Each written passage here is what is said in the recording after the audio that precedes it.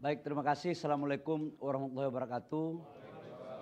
Shalom, Om Swastiastu, Namo Buddhaya, salam kebajikan. Yang saya hormati Pak Wamen, Sekjen dan seluruh Dirjen, Bapak Ibu semua dari seluruh pejabat yang ada di Kementerian ESDM yang saya hormati, teman-teman media yang ada di ruangan ini ataupun yang ikut secara online yang saya hormati. Hari ini tepat pada tanggal 3 Februari 2025, di mana kami akan mengumumkan hasil kinerja tahunan selama 2024.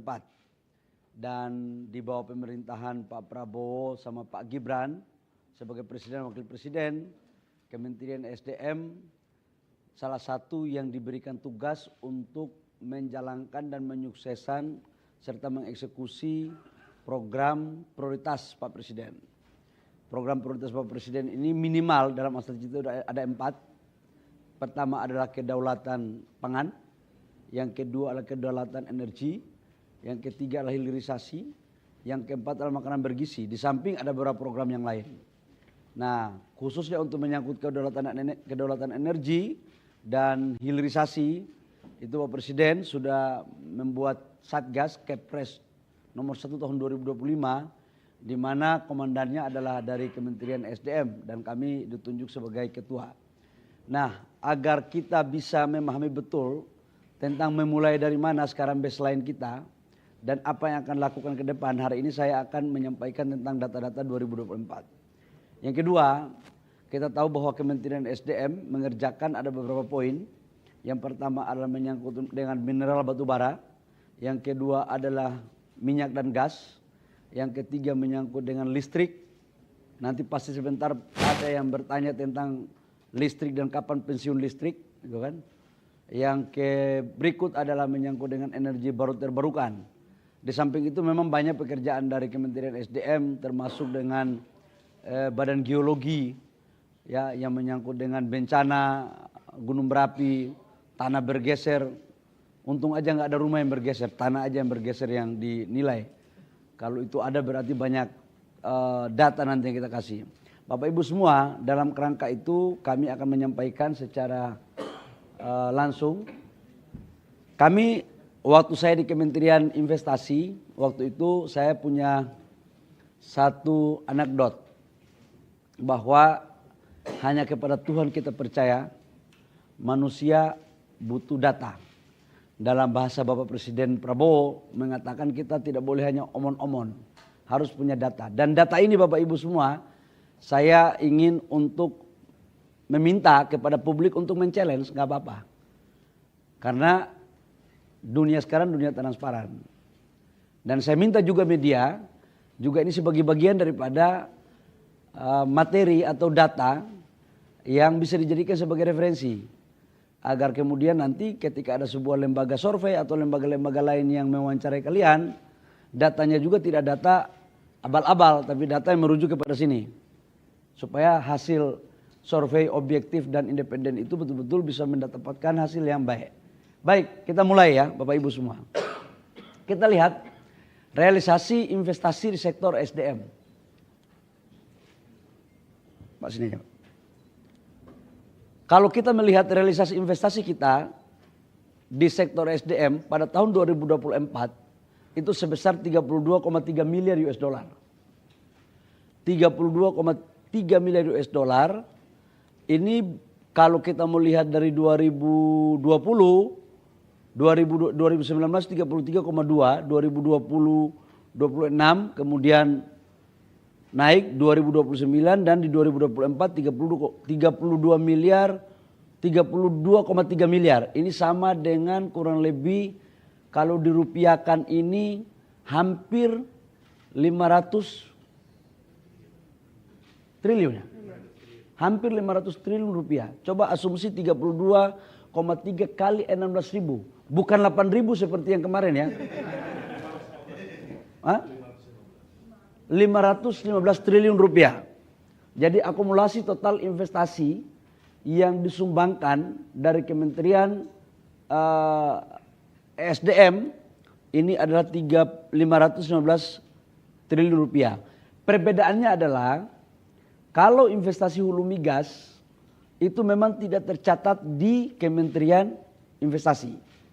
Hulu migas ini terdiri migas sebesar 17,5 miliar US dollar. Nah Bapak Ibu lihat, kalau kita lihat tren realisasi investasi di migas, tahun 2024 ini agak sedikit naik nih. Dari sebelumnya 14,9 sekarang 17,5. Kurang lebih sekitar 2,6 miliar US dollar, lebih besar ketimbang dengan 2023. Artinya kurang lebih sekitar hampir 40 triliun rupiah kenaikan dibandingkan dengan 2023. Ini dalam rangka menuju mendorong untuk peningkatan lifting. Jadi kita spending, kita wajibkan semua K3S untuk investasi dalam rangka meningkatkan lifting. Yang kedua Minerba sebesar 7,7 miliar US dollar. Ini Minerba ini rata-rata net. Karena kemarin juga 7,5. Kemudian EBTKE 1,8 miliar. Kemudian listrik 5,3 miliar US dollar. Ini breakdownnya. Yang kedua Bapak Ibu semua, sudah barang tentu kalau investasi berapa sih sumbangsi SDM kepada negara dalam pendapatan? Teman-teman media, ada pendapatan yang dari PNBP dan pajak.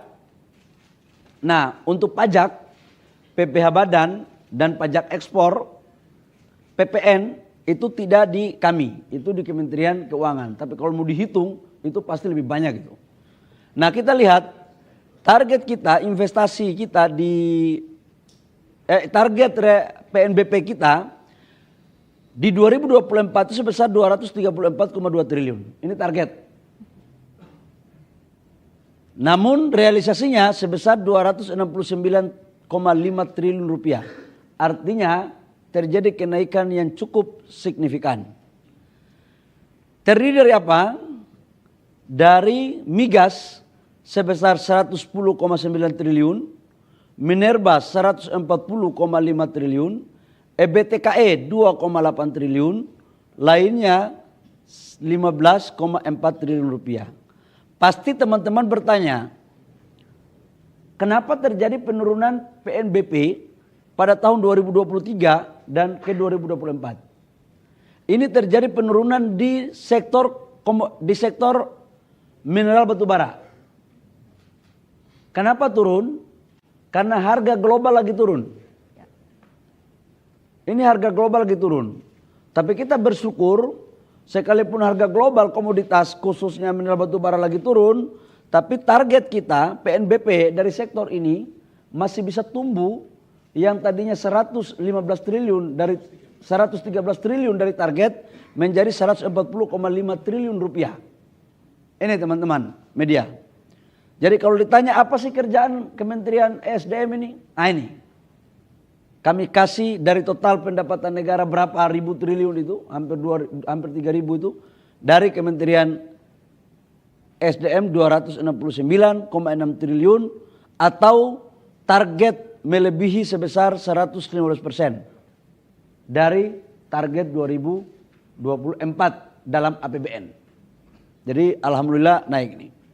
Nah, ini menyangkut, ini sebelum PPN, pajak ekspor, PPh Badan di sektor pertambangan. Jadi kalau kita mau hitung berapa total pendapatan negara dari sektor ESDM, ini saya yakinkan pasti lebih dari ini. Sekarang aja udah luar biasa sekali, 269. Oke. Nah, ini lifting nih. Bapak Ibu semua, lifting minyak dan gas. Akumulasinya lifting minyak dan gas bumi sebesar 1.000 ya? 1.606,4. Begitu Kepala Sekretaris Migas. MBOEPD. Apa nih? Barrel oil equivalent. Wah, bahas per day. Memang bahasanya ngeri kali. Kenapa ini sudah habis ini? Pemotongan anggaran kemudian nggak bisa beli ini kan? Ternyata aku pikir ada dampak pemotongan anggaran. Kalau kita lihat ya teman-teman, lihat grafiknya. Ini target ya Pak?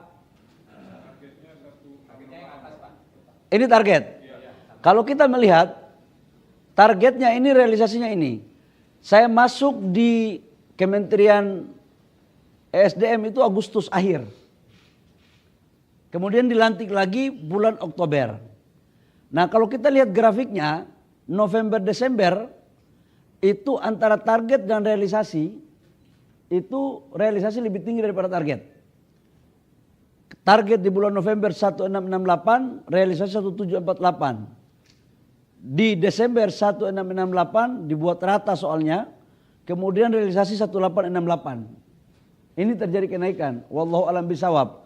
Jangan sampai Januari turun lagi Pak Kepala SKK Migas. Ini kira-kira tren daripada akumulasi lifting minyak dan gas kita.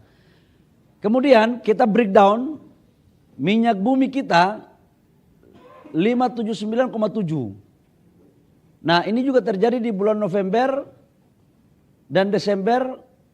Ini alhamdulillah di bulan November target dan realisasi turun ini. Oh ini baru paten ini. Kalau jangan sampai anggaran dipotong terus hanya beli ini aja nggak bisa. Nah ini target kita yang dari 579, artinya target kita dari 600.000 nggak tercapai ya Pak Kepala SKK Migas ya. Ya nggak, artinya untuk 2024 jangan naiknya aja yang kau bicara, turunnya juga kau harus bicarain. Wartawan ini sekarang paling pintar Pak. Nah. Jadi tapi dari target APBN kita itu tidak mencapai target, ya tidak mencapai target. Tapi insya Allah 2025 ini capai target insya Allah ya. Ini. Kemudian lifting gas bumi kita itu 5749,5. Ini 5 juta ya? 5 juta atau berapa nih Pak Sekjen? Ya, 5,749,5. Kalau kita lihat bulan November, Desember, ini juga terjadi kenaikan yang cukup signifikan. Nah, sekarang pemanfaatan. Pemanfaatan gas bumi, gas ini. Yang merah ini domestik. Yang agak sedikit apa nih warnanya? Orange ini ekspor. Kalau ini ekspor LNG kita. Ekspor LNG 1,357. Ini apa nih Pak Sekjen?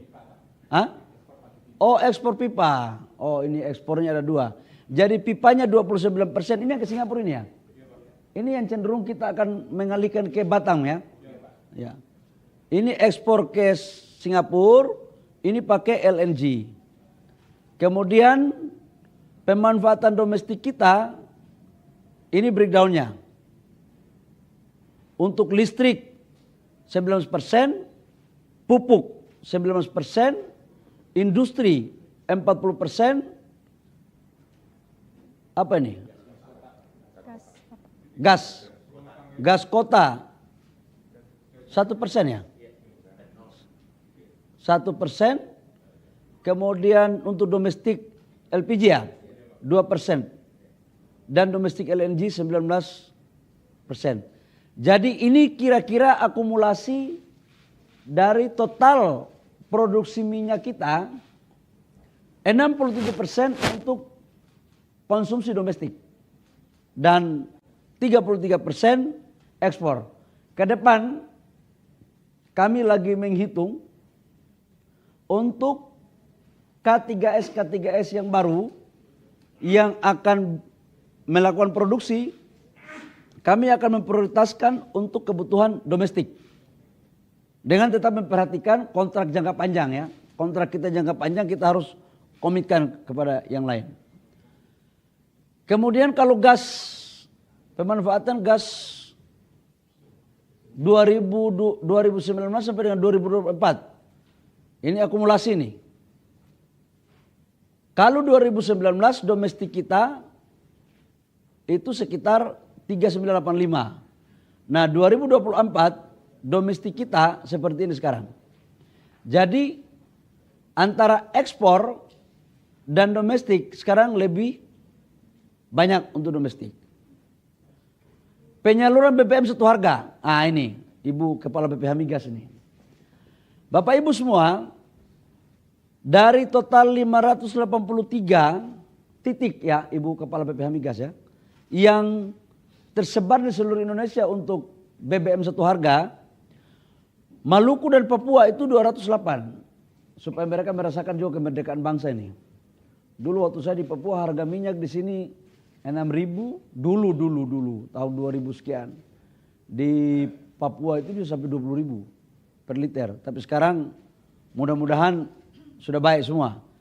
Sulawesi 60, Kalimantan 119, Sumatera 89, Nusa Tenggara 102, Bali 2, Jawa Madura 3. Artinya 99% dari total 583 titik yang tersebar di Indonesia itu semuanya di luar Pulau Jawa. Supaya membangun Indonesia ini Indonesia sentris. Cuma 3 unit yang ada di Jawa dan Madura. Itu kira-kira. Slide berikut. Kita udah kayak di pasar modal aja nih.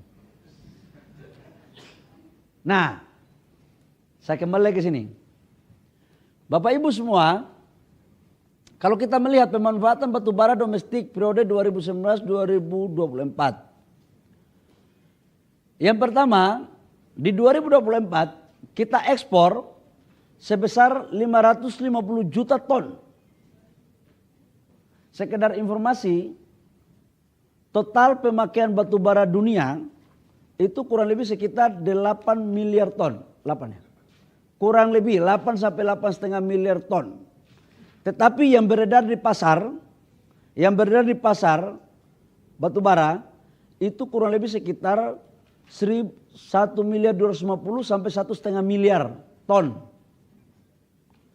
Kita menyuplai kurang lebih sekitar 555 juta ton. Itu sama dengan 30 sampai 35% dari konsumsi dunia. Jadi batu bara kita ini sangat betul-betul berdampak sistemik, masif dan terstruktur kalau kita membuat kebijakan untuk terjadi pengetatan ekspor. Tapi sampai sekarang belum. Tapi kalau harga kita ditekan terus, tidak menutup kemungkinan juga kita berpikir lain. Supaya media tahu maksudnya. Ini domestik ya. Ini domestiknya 233. Ini stok. Jadi artinya di 2024 total yang dipakai batu bara sekitar 788 juta ton. Jangan dihitung yang ininya, ini stok ini belum dipakai nih. Jadi hitungnya itu antara 233 yang sudah disalurkan ke industri dan 555 yang sudah terhitung ekspor. Dan jujur, saya lagi memerintahkan kepada Pak Dirjen untuk menghitung betul HBA kita yang dibandingkan dengan ICP ya. ICI ya. ICI lebih rendah daripada HBA. Saya umumkan hari ini, tidak dalam waktu lama lagi, kami akan mempertimbangkan untuk membuat keputusan menteri agar harga HBA itulah yang dipakai untuk transaksi di pasar global. Kalau ada perusahaan yang tidak mengikuti itu, maka kami punya cara untuk membuat mereka bisa ikut. Itu kira-kira. Bila perlu, kalau nggak mau, ya kita nggak usah izin ekspornya, kira-kira begitu. Supaya masa harga batu bara di negara lain dengan negara kita dibuat kita lebih murah. Masa harga batu bara kita ditentukan oleh negara tetangga. Jadi negara kita harus berdaulat dalam menentukan harga komoditasnya sendiri. Ini konsumsi listrik per kapita sekarang. Oh enggak, kita masuk ke sini dulu ya. Oh ya. Konsumsi listrik per kapita 2024 ini sebesar 1.411 kWh ya. Oh, Pak Dirjen Listrik. Ini per kWh. KWH per kapita. Realisasi 2024 sama, target 2025 seperti ini. Ini kalian tidak usah hitung ini dulu, ini masih dalam pembahasan ini. Belum kita clearkan ini. Ini target 2025. Nah kemudian kita lanjut. Jadi lihat ya, dari 2019 konsumsi kita itu naik terus. 2019 1084, 2020 1089, naik terus nih. Nah kelihatan terjadi kelonjakan di 2022 ke 2023 dan 2023 ke 2024. Kalau di tahun 2021 itu terjadi defisit konsumsi listrik kita. Dan karena itu waktu itu terjadi oversupply antara listrik yang ada di PLN dengan permintaan. Tapi sekarang sudah balance dan sekarang kita lagi ada menghitung untuk membangun RUPTL. Nah ini kapasitas terpasang pembangkit berdasarkan jenis pembangkit. Ini apa nih Pak Dirjen? Totalnya 101 megawatt, gigawatt. Fosil 80 mana? Oh merah ini fosil. Oke. Fosil ini termasuk batu bara dan gas dan BBM. Itu 86%, 86,85%.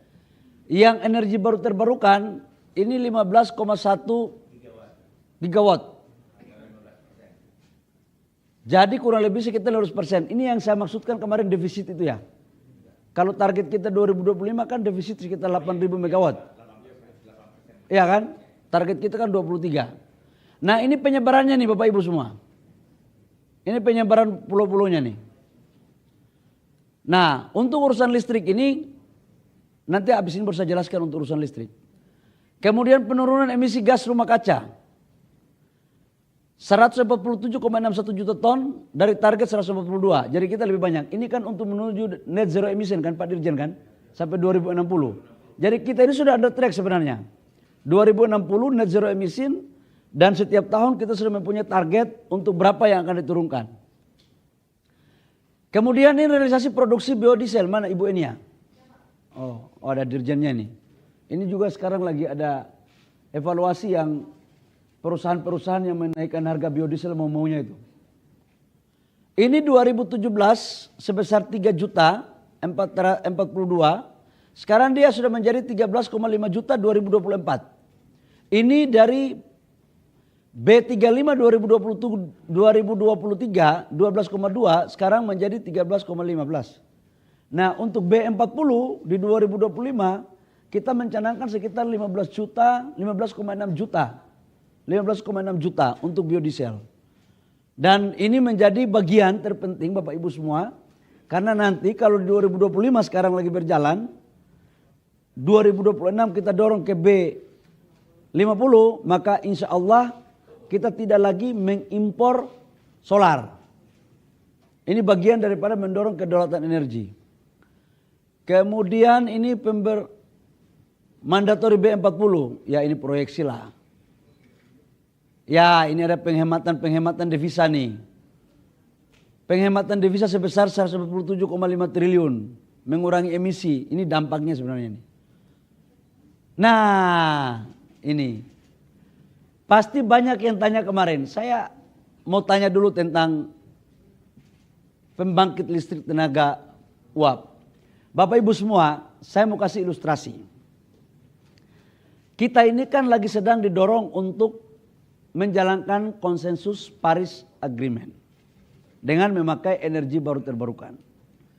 Pada prinsipnya Indonesia setuju untuk menuju net zero emission.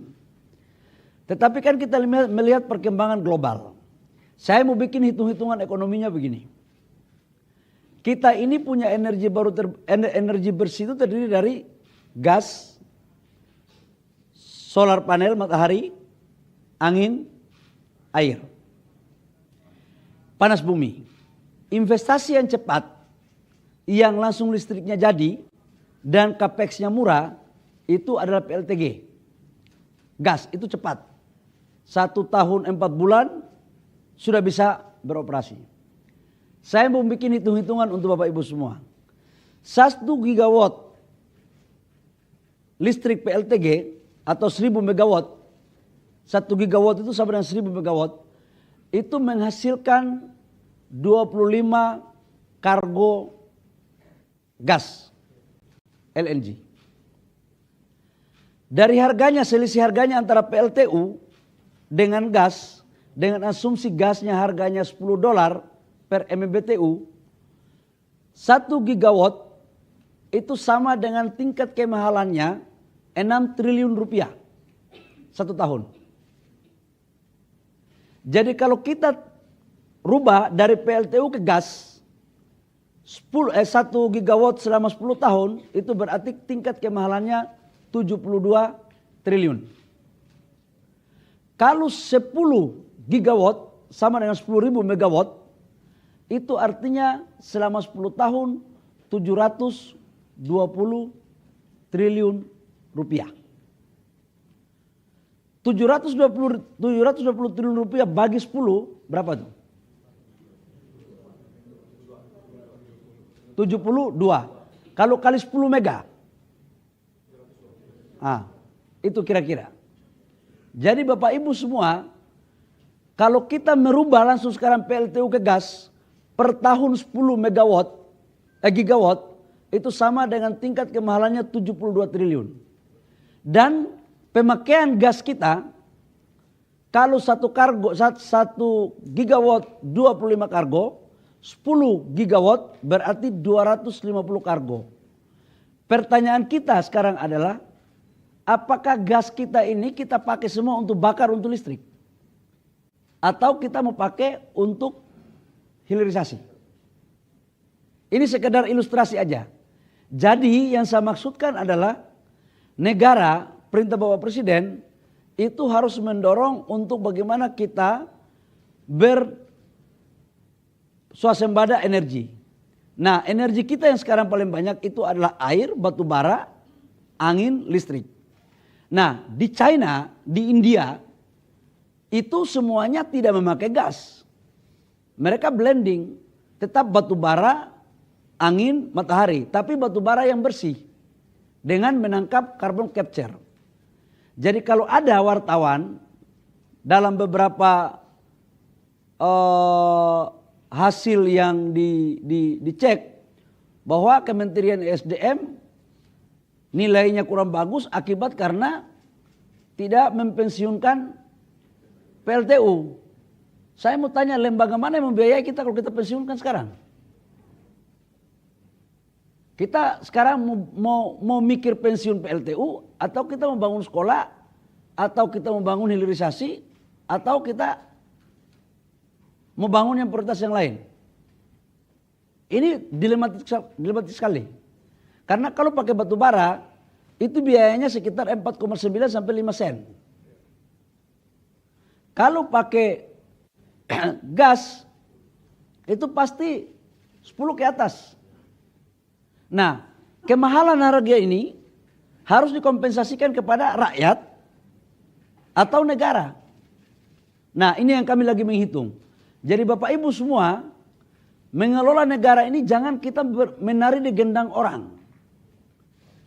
Jangan kita menari di gendang orang. Amerika sekarang lagi keluar daripada perjanjian Paris Agreement. Padahal mereka juga yang bikin ini Paris Agreement. Kalau ada yang sudah keluar, masa kita gas full terus? Boleh kita ikut, tapi ya kita hitung-hitunglah mana yang baik. Saya tahu ini mungkin agak kurang pas didengar.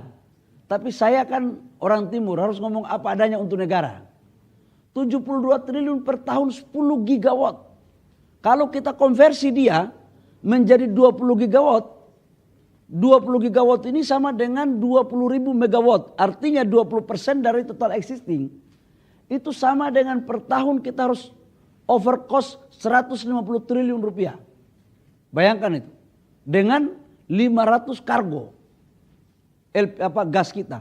Maka seluruh gas kita ini akan kita pakai semua untuk ke sektor listrik. Kenapa ini penting saya paparkan kepada teman-teman? Supaya kita punya pemahaman komprehensif. Jangan kita menari di gendang asing. Kok jujur-jujur aja nih. Yang tahu tujuan negara ini kita. Terkecuali baseline kita udah sama dengan negara lain. Ini kita ini negara berkembang. Kita lagi berusaha untuk menjadi negara maju. Jadi jangan kita memakai baseline negara maju. Negara maju aja lagi keluar dari baseline yang mereka buat. Ini sama dengan kita baru S1 tiba-tiba disuruh kau naik S2, S3. Sementara yang S3, S2 aja masih udah saya S1 aja dulu lah, kira-kira begitu. Logikanya begitu loh kira-kira. Tetapi saya ingin mengatakan bahwa menuju kepada net zero emission itu adalah hal yang mutlak. Itu bagus untuk menjaga alam dunia. Untuk menjaga kesinambungan dan keberlangsungan bangsa kita. Nah, itu kira-kira. Jadi sebagai bentuk komitmen kita bagaimana? Indonesia, ya kami mempensiunkan dini 660 megawatt PLTU Cirebon 1. Jadi kita pensiun dini kan 7 tahun sebelum masa pensiun kita tarik. Jadi ini sebagai komitmen kita nih. Kenapa kita lakukan seperti ini? Karena ada yang membiayai dan setelah kita hitung secara ekonomis memungkinkan. Jadi kita mau mempensiunkan dini, kita hitung 2 syarat. Pertama ada yang membiayai, yang kedua secara ekonomi tidak membebankan negara, tidak terlalu membebankan PLN, tidak membebankan rakyat. Kalau ada yang membiayai murah begini, alhamdulillah. Bila perlu kita pensiunkan semua, yang penting ada yang membiayai dong. Jangan maksa negara kita mempensiunkan, habis itu cuma omon-omon. Uangnya nggak ada. Mau suruh kita ambil uang dari mana? Itu maksud saya ya. Nah ini alhamdulillah nih. Saya lagi puasa juga ini. Yang Kristen bergumul, yang Islam berdoa, sholat bagus, yang Katolik, Hindu, Buddha, Konghucu. Berdoalah mudah-mudahan ada lembaga keuangan yang seperti ini. Kasih kita uang, pinjam. Kita pensiunkan. Oh saya mau pensiunkan kok. Yang penting jangan merugikan negara. Itu saya mau. Jadi kalau ditanya Menteri SDM atau negara mau nggak mau pensiunkan? Mau. Catatannya kasih cuannya, kasih uangnya, nggak boleh bunga mahal, pinjaman jangka panjang, dengan harga sampai ke rakyat yang murah dan tidak membebani terlalu besar subsidi. Andai kan pernah ada subsidi, oke. Tapi pada harga yang sekarang jangan dinaikkan gitu loh. Jadi ini tolong ditulis besar-besar teman-teman wartawan. Jangan sampai dianggap bahwa Kementerian SDM nggak punya planning untuk mempensiunkan PLTU. Udah punya nih satu nih. Kapan ini kita mulai Pak Dirjen? 2035. Enggak, mulai kapan kita start ini? 2025 ini ya? 2035 Pak. Kan 2042 tadinya. Ya enggak, kita ganti sekarang mulai kapan? Mulai sekarang kan proses pekerjaannya? Proses administrasinya mulai sekarang Pak. Ya, udah jalan. Iya, udah mulai jalan dengan ADB. Ini sekarang udah mulai jalan. Apa pembiayaan dari mana? ADB. Ah, ya Ibu Dirjen ya, ADB ya. Ah, ya kayak begini-begini paten punya. Jangan maksa-maksa kita pensiun, sumbernya nggak ada. Kita lagi cari penghematan anggaran nih. Nah, berikut. Dalam rangka mendorong, supaya bapak-bapak juga tahu nih, teman-teman wartawan. Kita ini kan punya sumber energi baru terbarukannya banyak. Banyak. Tapi tahu kan, kita ini transmisi kita masih kekurangan. Sumber energinya contoh di Jawa, contoh di Papua, di Jayapura, contoh sumber energinya. Tapi di situ nggak punya jaringan. Ya gimana cara memindahkan? Mau tidak mau kita bangun jaringan. Makanya dalam RUPTL kita bangun kurang lebih sekitar 48.000 kilometer transmisi ya, sirkuit. Transmisi kita 48.000 kilometer sirkuit. Atau kalau di garis lurus itu sama dengan 8.000 kilometer. Ini bahasa-bahasa canggih-canggih aja nih Pak Dirjen ini. Nah untuk listriknya 71 gigawatt. 71 gigawatt sama dengan 72.000 megawatt. Ini untuk mendorong pertumbuhan ekonomi 8%. Sampai dengan tahun 2034 selama 10 tahun ke depan. Ini nih. Ini nih. Nah, ini 71, dicatat juga nih. Dari RUPTL yang ada, kita sudah dorong 72% ke EBT. Coba kurang apa lagi nih? Masa masih ditanya pemerintah nggak punya perencanaan?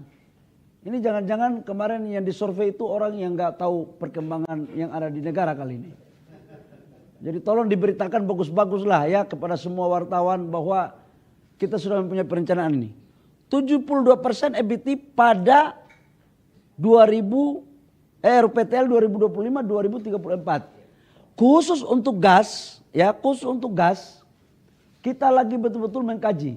Dan investasi transmisi ini 48.000 km sirkuit ini dibutuhkan uang kurang lebih sekitar 400 sampai 450 triliun rupiah. Pak Dirjen, betul? 400 sampai 450 triliun rupiah. Nah kalau ini mampu kita lakukan maka saya yakinkan insya Allah negara kita ini aman untuk melayani masyarakat dan industri dengan mengedepankan energi baru terbarukan. Kira-kira itu Bapak Ibu semua, sehingga saya pikir sangat jelas sekali kita konsen betul untuk mempergunakan energi baru terbarukan, tapi ada tahapannya. Dan negara sudah setuju 2060 net zero emission. Jadi kalau ada yang mau tanya lagi tentang apa strateginya untuk mempensiun dinikan apa segala macam, tadi saya sudah jelaskan itu. Dan anggarannya sudah dipinjamkan dari mana? ADB. Udah clear ini barang? Ibu, udah ya? Udah clear ya Bu ya? Sudah? Oke, regulasi nanti urusan saya, tapi uangnya udah ada. Oke, teman-teman, saya pikir itu sebagai penjelasan dari saya. Kalau ada pertanyaan saya silakan kepada Ibu moderator. Kalau tidak ada juga itu yang Om suka, kira-kira. Ya, makasih. Assalamualaikum warahmatullahi wabarakatuh. Waalaikumsalam warahmatullahi wabarakatuh. Shalom, Om Swastiastu dan Namo Buddhaya, salam kebajikan. Baik, terima kasih. Kita berikan apresiasi untuk Bapak Menteri SDM, Bapak Bahlil Lahadalia. Baik, sudah tergambar jelas tadi pemaparannya sedikit. Mungkin sebelum kita lempar ke rekan-rekan media, Bapak mungkin bisa menjelaskan seperti apa sebetulnya outlook untuk sektor energi dan sumber daya mineral di sepanjang tahun 2025. Kita ketahui ada begitu banyak tantangan sudah kita lalui di sepanjang tahun 2024, tapi di 2025 ada lagi Bapak, mungkin dinamika geopolitik juga masih ada, kemudian di satu sisi pertumbuhan ekonomi dunia juga masih menjadi perhatian, belum lagi tadi Anda sempat sedikit menyinggung berkaitan dengan kebijakan Amerika Serikat, Donald Trump yang mundur dari Paris Agreement. Ini mungkin akan merubah sedikit banyak landscape energi dunia. Seperti apa tanggapan dari Anda dan strategi dari Kementerian SDM ke depannya Bapak? Teman-teman media, saya ingin menjelaskan begini ya. Banyak orang yang mengira seolah-olah Eropa itu udah nggak memakai batu bara. Saya tidak perlu menjelaskan negara mana, tapi ada beberapa negara di Eropa yang sampai hari ini masih meminta batu bara dari Indonesia. Dan bukan untuk bahan baku industri, tapi sebagian masih memakai untuk listrik. Itu katanya negara-negara yang membuat ide besar Paris Agreement. Mereka juga masih pakai batu bara. Jadi kita ini jangan sampai terkecoh gitu loh. Satu, secara geopolitik. Dan itu tadi saya katakan bahwa Pak Trump keluar. Nah memang secara ekonomi, pertumbuhan ekonomi global ini kan masih dalam kondisi yang naik turun ini. Up and down. Dan kalau seperti ini pasti semua biaya produksi akan lakukan efisiensi. Nah salah satu biaya produksi komponen yang besar itu adalah listrik. Dan mereka pasti akan mencari biaya yang murah. Listrik yang murah. Yang kedua, kita mempunyai bahan baku yang cukup. Dan harga komoditas ini bagi kami, sekarang lagi ada hitung betul dengan Dirjen Minerba, Pak Dirjen Minerba ya, kita lagi hitung. Meningkatkan produksi itu penting. Tetapi kalau produksi dengan harga yang anjlok, ini juga berbahaya. Jadi kita harus menjaga keseimbangan. Nah kalau ini mampu, yang kita harapkan adalah, yang kita harapkan benar itulah produksinya naik, harganya juga bagus. Jangan kita genjot produksi, harganya turun. Atau kita tidak berproduksi, harga naik, itu nggak bagus juga. Maka kemudian kita lagi menjaga keseimbangan. Nah yang ketiga adalah terkait dengan lifting, geopolitik. Tahun 2025 ini memang sekarang tahun yang sangat menantang bagi kami di Kementerian SDM. Karena harus melakukan penyesuaian regulasi terhadap kecepatan dan minat orang, investor untuk melakukan investasi di sektor hulu migas. Karena lifting akan naik apabila syarat mutlaknya ada investasi. Baik yang sumur existing maupun melakukan sumur yang eksplorasi. Atau katakanlah sudah selesai eksplorasi tapi harus produksi. Ini pasti butuh investasi. Dan saya yakin Mbak tidak semuanya saya harus ngomong secara detail. Tapi secara umum-umum dan sedikit sudah mulai mengkerucut seperti tadi. Oke, baik. Terima kasih Pak Bahlil, dan berikutnya kita akan buka kesempatan untuk rekan-rekan media bertanya langsung kepada Bapak Menteri.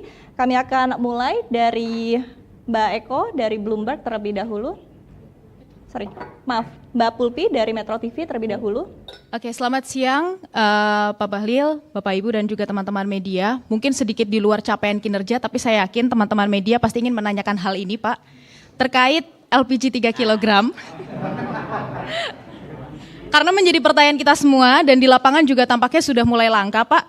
Sebenarnya boleh dijelaskan kembali seperti apa tujuannya hingga akhirnya ada kelangkaan saat ini. Kemudian bukankah menyulitkan masyarakat untuk mendapatkan LPG 3 kg kalau misalnya masyarakat hanya diperbolehkan membeli di pangkalan saja karena tidak semua tempat pangkalan ini dekat dengan rumah. Kemudian bagaimana antisipasinya? Karena sebentar lagi kita akan masuk ke bulan puasa, bulan Ramadan.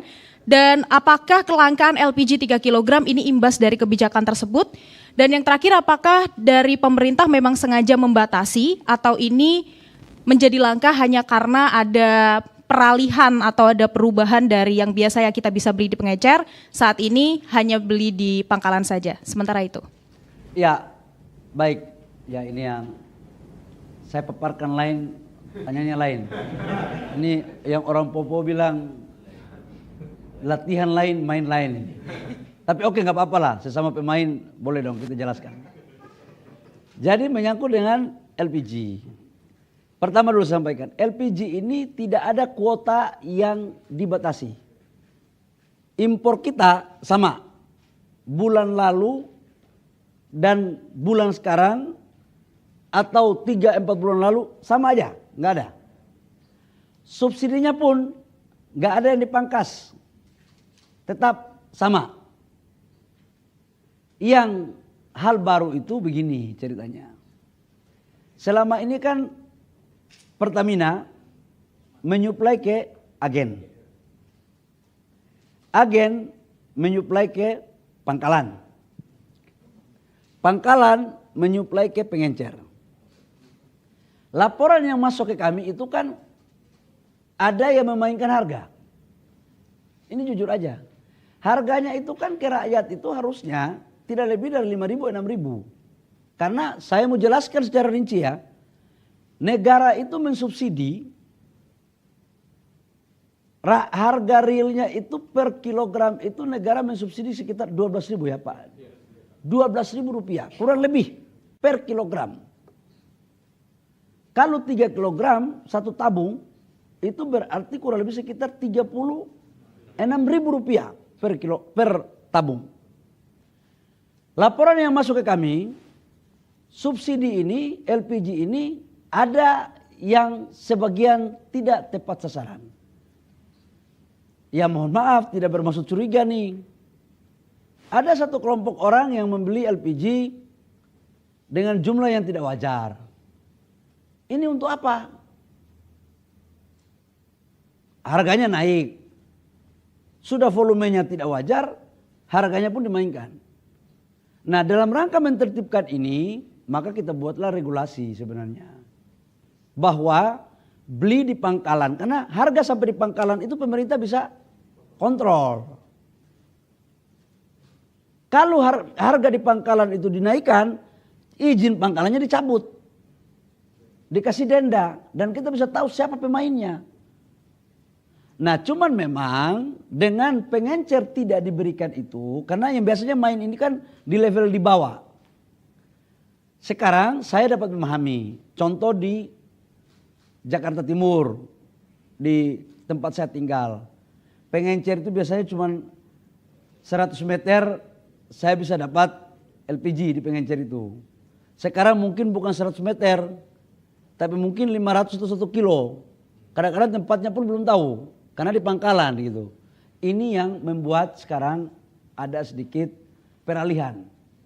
Nah tetapi ada Pak Dirjen ini, saya sudah meminta agar pengencer-pengencer yang sudah memenuhi syarat itu dinaikkan statusnya menjadi pangkalan. Supaya apa? Dia bisa kita kontrol harganya. Karena kalau tidak ini bisa berpotensi menyalahgunakan. Ini transisi aja sebenarnya. Waktu saya juga tadi sudah dimintai oleh Pak Wapres untuk memperhatikan ini. Pak Wapres dan Pak Presiden juga sudah memerintahkan saya untuk mengecek ini secara langsung. Nah tetapi pertanyaan berikut, kalau seperti ini kan pasti ada yang merasa zona nyaman nih. Saya tahu saudara-saudara saya rakyat kecil juga begitu. Saya tahu mereka, kenapa Menteri kau kan pernah orang susah, kenapa kau bikin kita susah, kira-kira kan begitulah.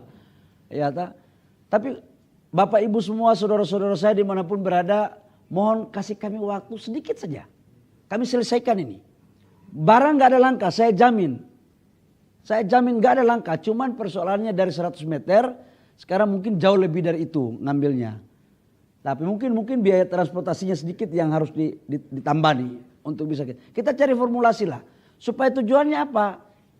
Ini diberikan kepada saudara-saudara kita yang berhak. UMKM tetap dapat LPG dengan harga yang mungkin jauh lebih murah. Nggak boleh karena banyak pemain-pemain di oknum-oknum pemain itu memainkan harga. Aku nggak mau lagi. Justru saya udah kasih tahu sama Pertamina, kalau saya temukan kayak begini, saya cabut. Bahkan ada komplain juga, ada biayanya itu Pak Dirjen. Saya minta jangan lagi ada biaya-biaya yang tidak masuk akal. Kita mau fair, jangan menyusahkan rakyat. Gitu Mbak ya. Oke. Ya. Satu lagi boleh? Boleh. Di luar ini. Jadi Pak Hashim Joyhadikusumo ini menilai Just Transition Energy Partnership atau JETP ini gagal karena tidak ada $1 pun dana yang dikucurkan Amerika Serikat untuk Indonesia demi transisi energi. Nah ini termasuk dana hibah ada $5 miliar kalau saya tidak salah. Ini dalam total keseluruhan komitmen JETP sama sekali tidak mengalir. Bagaimana respon dari Kementerian ESDM dan bukankah ada dana yang disalurkan kepada PT Sarana Multi Infrastruktur? Terima kasih. Kalau PT SMI itu kan bukan kewenangan Menteri SDM. Nanti tanya aja kepada menteri yang berhak. Saya Mbak selalu memegang teguh pada tupoksi saya. Ibarat satu rumah, kamar saya di depan nggak boleh saya masuk di kamar orang lain. Jadi jangan sampai kepala yang sakit terus garu di kaki, nanti nggak bagus ya. Jadi saya tidak mau jawab pertanyaan itu. Yang jelas bahwa urusan realisasi kinerja kami yang tadi dan menyangkut dengan urusan energi baru terbarukan seperti tadi. Ya Mbak ya, kalau kamu mau diskusi sama saya nanti di ruangan saya. Oke. Baik, terima kasih Pak Bahlil. Kok nggak ada yang menanyakan tentang itu? Udah selesai berat ya? Ada penanya berikutnya Baik, Bapak. terima kasih ya. Oh ada. Penanya berikutnya ada. Bapak dari Yang Pak. Eko dari Bloomberg. Silakan Dengan Eko Mbak. Pak dari Bloomberg, mau tanya soal LNG nih Pak. Kami dengar PLN mengalami kekurangan pasokan LNG di kuartal 1 tapi sudah diamankan dengan cara membuyback berapa kargo yang rencananya untuk ekspor. Nah untuk di kuartal 2 dan berikutnya apakah kekurangan pasokan gas untuk PLN ini masih terjadi Pak? Itu berapa banyak dan bagaimana cara pemerintah untuk mengatasinya? Kami dengar juga ada permintaan impor ya Pak untuk LNG ini dari PGN. Apakah benar demikian? Satu-satu atau langsung? Ngomongnya Mbak saya. Yang kedua untuk 2025 ini Pak, kalau tadi lihat target produksi dan ekspor batubara kan melampaui target ya Pak ya dan mencapai rekor. Nah untuk 2025 ini ada target yang dipasang berapa sih Pak untuk produksi dan ekspor batubara? Begitu juga untuk nikel Pak, berapa Pak yang dibolehkan untuk diproduksikan, Bapak katanya mau menyeimbangkan antara produksi dengan demand sehingga harganya tetap bagus. Terus yang ketiga Pak, untuk Freeport katanya kan sudah mengajukan izin ekspor karena kaitannya dengan smelter yang kemarin ada kecelakaan. Itu update-nya gimana Pak? Apakah diberikan izin tambahan untuk ekspor tahun ini konsentratnya? Kalau iya berapa banyak? Itu aja Pak, terima kasih. Baik, yang pertama menyangkut dengan apa tadi ya? LNG. LNG benar bahwa PLN membutuhkan LNG yang cukup untuk memenuhi kebutuhannya. Harusnya tidak seperti ini kalau kita melakukan perencanaan yang baik ya. Tapi udahlah, jangan kita cerita masa lampau. Biarkanlah LNG itu yang menjadi kebutuhan PLN, biarkanlah negara yang mengurusnya. Karena BUMN adalah badan usaha milik negara dan saya pastikan PLN pasti akan dapat LNG. Dari mana itu urusan internal, urusan dapur. Nanti saya akan berbicara langsung dengan Dirut PLN dan saya sudah panggil beliau. Jadi rakyat Indonesia tenang. LNG akan dapat untuk menyuplai listrik. Ya Mbak ya, itu satu. Yang kedua, untuk menyangkut dengan ekspor LNG, kita tidak bisa membatalkan kontrak-kontrak kita dengan pihak off-taker yang sudah kita lakukan kontrak. Terkecuali kita batalkan tapi kita harus bayar dendanya. Ya begitu Pak Joko ya. Kita harus membayar penaltinya. Ini juga kita lakukan dalam rangka memenuhi stok. Makanya saya katakan bahwa ke depan seluruh sumber daya kita sebelum kita ekspor kita menghitung dulu kebutuhan nasional kita berapa. Setelah kita menghitung kebutuhan nasional kita berapa, kita memenuhi dulu kebutuhan itu. Sisanya baru kita ekspor. Nah memang dari sekarang, mulai sekarang sebelum POD ya, sebelum kontrak diberikan dalam konteks produksi ya Pak Joko ya, itu sudah harus kita mengkelirkan. Yang ketiga tadi menyangkut dengan batu bara dan nikel. Kita punya target Mbak minimal, tapi kita akan memperhatikan supply and demand. Contoh nikel. Kita menghitung berapa total kapasitas pabrik kita, industri kita yang ada. Tetapi nggak boleh dimonopoli. Contoh perusahaan A. Dia punya industri, dia juga punya tambang. Ya dia harus, katakanlah dia butuh 10 juta. Contoh nih. Dia butuh RKB, mintanya 11 juta. Atau 10 juta juga. Kalau itu kita kasih 10 juta semua, terus konsep kemitraan dengan pengusaha yang punya tambang di daerah, mau jual kemana itu orang daerah? Kalau ini kita kasih, pasti mainan dia adalah ore yang ada di samping tambangnya itu dia nggak bisa beli. Kalau dia nggak mau dengan harga murah, dia nggak ambil. Nah, negara harus hadir untuk membuat keadilan. Itu sebenarnya. Jadi kita pingin supply and demand kita jaga, tapi tidak dimonopoli oleh satu kelompok tertentu. Jadi kita mau buat aturan mainnya bagus. Ini saya diajari oleh Pak Bambang, mantan PLT Dirjen Minerba. Supaya rakyat hidup bagus, industri jalan, negara dapat royalti, tapi adil semuanya. Itu maksudnya. Batu bara juga begitu. Jadi batu bara juga kita hitung. Kalau kita suplainya terlalu tinggi, demandnya rendah, harga batu bara kita anjlok. Kalau anjlok, mohon maaf pendapatan negara nggak maksimal, hutan yang kita lakukan lebih besar, dan nilai komoditas kita di pasar global dijengkal. Nah saya nggak mau jadi menteri yang sudah tahu ini masalah kemudian membiarkan itu. Saya tahu ini pasti ada orderan Mbak tanya begini. Saya tahu. Bloomberg kan? Ya saya tahu. Saya agak ngerti dikit itu Bloomberg ya. Saya agak ngerti dikit. Makanya saya jelaskan biar lebih jelas, detail. Yang berikut apa lagi tadi? Berikutnya ada. Ini juga ada maksud Freeport ya. Menyangkut Freeport. Freeport ini kan sebenarnya kita dalam undang-undang itu sudah tidak boleh melakukan ekspor. terakhir itu di 2024. Karena apa? Semua perusahaan-perusahaan tambang yang mengelola tembaga wajib untuk membangun smelter. Di Indonesia sudah ada 2 smelter, Aman sama Freeport. Dan semuanya udah jadi. Freeport itu investasi sudah 3 miliar US dollar. Dan udah selesai. Tapi kemudian dalam prosesnya itu terbakar. Ini masuk dalam kahar ini. Nah, kami lagi mempelajari sampai dengan hari ini belum ada keputusan untuk memberikan izin ekspor. Sampai dengan hari saya bicara ini. Nah, saya tidak tahu kalau malam hari bagaimana, wallahu alam ya. Jadi itu kira-kira jawaban saya. Oke, baik, terima kasih Pak Bahlil. Berikutnya kita akan buka kesempatan untuk penanya lainnya. Ada dari Divya dari The Jakarta Post. Kami persilakan.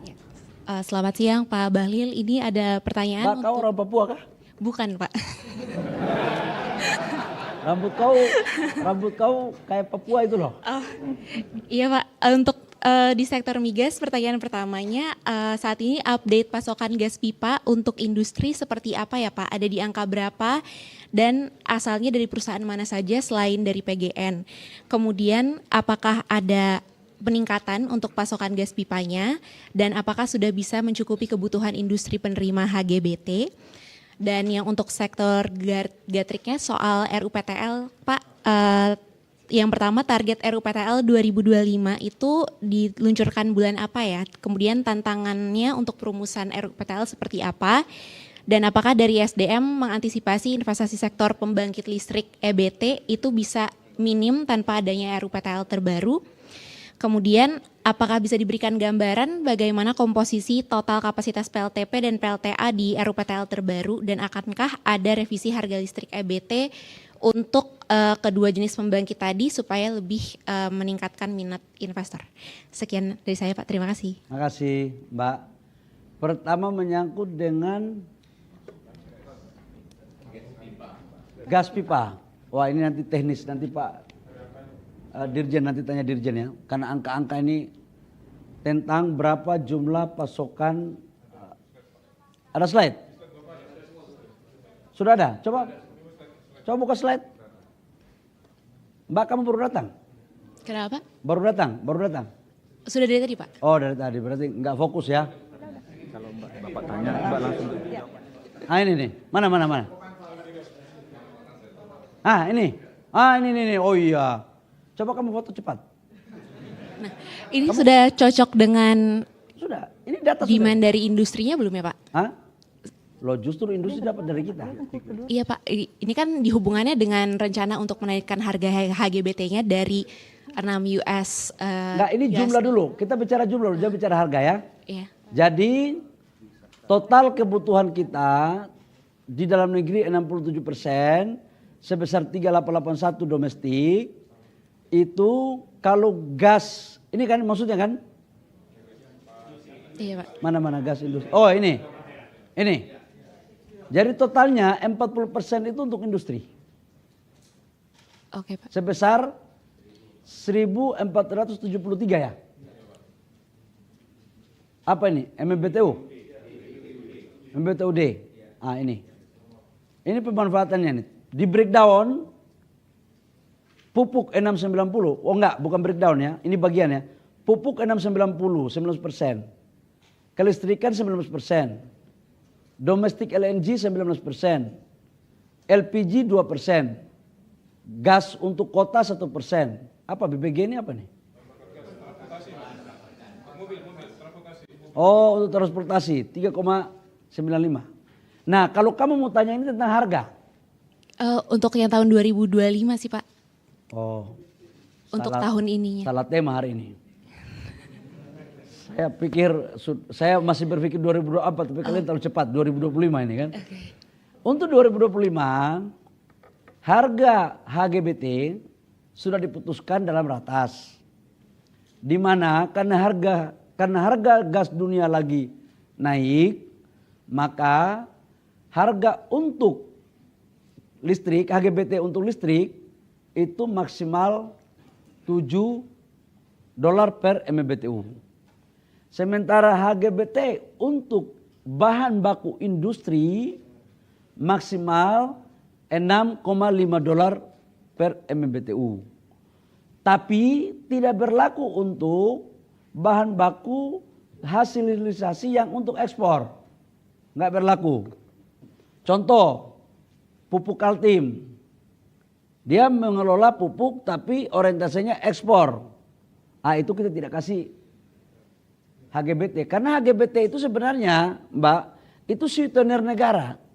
Karena ada pendapatan negara yang harusnya diterima, tapi tidak dipungut dalam rangka menciptakan nilai tambah di dalam negeri. Hilirisasi. Dan ada nggak datanya ya? Saya harus menyampaikan kepada Bapak Ibu semua, dari 2020 sampai dengan 2024, total potensi pendapatan negara dari hulu migas, khususnya untuk gas, akibat kompensasi HGBT, itu sebesar 87 triliun rupiah. Jadi HGBT itu Mbak bukan berarti negara nggak kasih duit itu.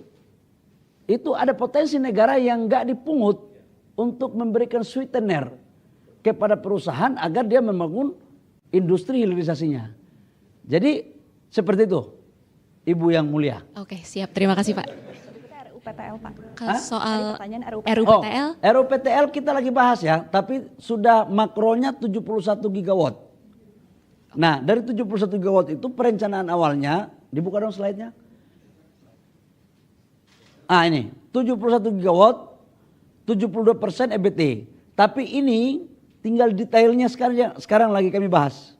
Dan mungkin ini pasti ada pengusaha yang minta tanya kamu ya, untuk segera RUPTL. Ini kalau begini biasanya kalau ada pengusaha lagi bingung gitu, minta data dong sekarang kayak gitu kan. Nanti tunggu saya sampaikan ya, ketika sudah selesai saya akan umumkan ya. Oke. Kalau Dirut PLN kan nggak mungkin hanya ini karena dia ikut bahas, berarti Oke, Pak. ada teman-teman saya lama lah kira-kira begitu. Ya Mbak ya. Ya, oke Pak, terima kasih. Makasih Dek. Baik, terima kasih. Baik Bapak, demikian tadi untuk sesi Q&A sudah berakhir. Kita Udah ya? ucapkan sudah berakhir Bapak. Terima kasih kepada Bapak Bahlil. Mungkin terakhir Baik. untuk closing statement. Teman-teman media yang saya hormati dan seluruh masyarakat Indonesia dimanapun berada, kami ucapkan terima kasih atas kerjasamanya selama ini, khususnya teman-teman media yang telah menyampaikan informasi terhadap apa yang kami lakukan di kementerian. Kami tahu dan percaya bahwa apa yang kami lakukan masih banyak yang harus kami benahi, masih jauh dari harapan yang ideal. Tapi yakinlah bahwa kami selalu berpikir untuk bagaimana menjalankan apa yang menjadi program Bapak Presiden Prabowo dan Wakil Presiden Pak Gibran, terutama dalam konteks kedaulatan energi, khususnya menyangkut dengan pendapatan negara dari PNBP. Alhamdulillah kami mencapai target, bahkan melebihi surplus sekitar 30 triliun lebih. Saya ucapkan banyak terima kasih kepada dirjen-dirjen semua yang bekerja sama, baik dari Dirjen Minerba, Dirjen EBTKE, Dirjen Migas, inspektur. Karena kalau inspektur nggak ada kerjanya mereka agak sedikit gimana-gimana gitu ya. Pak Sekjen, Pak Wamen, semua pejabat. Ada Dirjen Listrik, Badan Geologi, ya, Kepala Badan BPDSDM, Ibu Enia yang bertanggung jawab terhadap minyak. Ibu Erika. Memang saya kalau urusan ibu-ibu ini memang kadang-kadang nama susah saya. Ibu Erika ya, kemudian ada Kepala BPMA Aceh yang sebentar yang punya Andaman, sama Kepala SKK Migas yang bertanggung jawab terkait dengan urusan lifting. Saya pikir itu sekali lagi saya ucapkan terima kasih, khusus menyangkut dengan rencana pensiun dini listrik tadi saya sudah sampaikan untuk PLTU, dan kami mau juga lebih cepat tapi harus ada uangnya yang murah, yang tidak membebani rakyat, yang tidak membebani negara terlalu besar. Demikian, terima kasih atas perhatiannya kami ucapkan. Wabillahi taufiq wal hidayah. Wassalamualaikum warahmatullahi wabarakatuh. Shalom. Om Swastiastu, Namo Buddhaya. Salam kebajikan. Makasih ya. Terima kasih. Syarifah Pak. Syarifah. Syarifah. Kamu orang Arab? Ada keturunan. Namanya Sarif. Baik. Ah, Baik.